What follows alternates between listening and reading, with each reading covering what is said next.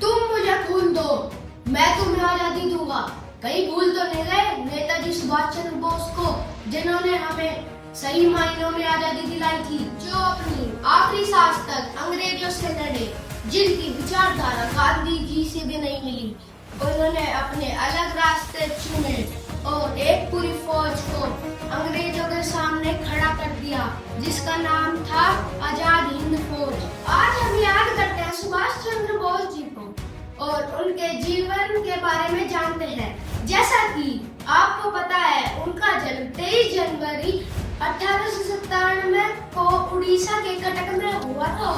उनकी माता का नाम प्रभावती बोस था और पिता का जानकीनाथ बोस, और वह जाति से ब्राह्मण थे और वह शुरू से ही पढ़ने में मेधावी छात्र थे। उन्होंने अपनी शुरू की पढ़ाई कोलकाता से की, फिर इंग्लैंड के कैम्ब्रिज यूनिवर्सिटी से।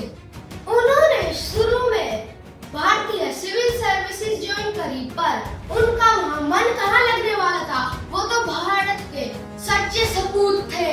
वह भारत के लिए लड़ना चाहते थे, उनके लिए अपना जीवन समर्पित करना चाहते थे और अंग्रेजों को इस देश से भगाना चाहते थे। इसलिए उन्होंने नौकरी छोड़कर कांग्रेस ज्वाइन की। कांग्रेस इसलिए ज्वाइन की क्योंकि वह एक पार्टी ही नहीं, भारत की आजादी के लिए एक लड़ाई लड़ने का मंच था। उन्होंने कांग्रेस में अपना इतना प्रभाव स्थापित किया कि वह कांग्रेस के एक अध्यक्ष बन गए, पर महात्मा गांधी से विचारधारा न मिलने के कारण उन्हें काम नहीं करने दिया गया, तो वह कांग्रेस को छोड़कर अपने असली मकसद की ओर निकल गए। उनका असली मकसद तो अंग्रेजों को देश से भगाना था, पर यह लड़ाई शांति से नहीं लड़ी जा सकती थी। इसके लिए एक बड़ी फौज चाहिए थी। उन्होंने दूसरे देशों से समर्थन लिया और एक नई फौज खड़ी कर दी, जिसका नाम था आजाद हिंद फौज। और उन्होंने नारा लगाया, तुम मुझे खून दो, मैं तुम्हें आजादी दूंगा।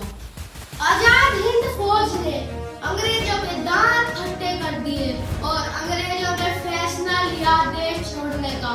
इसी बीच कहा जाता है कि सुभाष चंद्र बोस की मृत्यु ताइवान में प्लेन क्रैश की वजह से हुई और इसी बीच भारत माँ ने एक अपना सच्चा सपूत 18 अगस्त 1945 को खो दिया। नेताजी तो चले गए, पर अपने पीछे कई सवाल छोड़ गए कि क्या उनकी मृत्यु सच में हुई?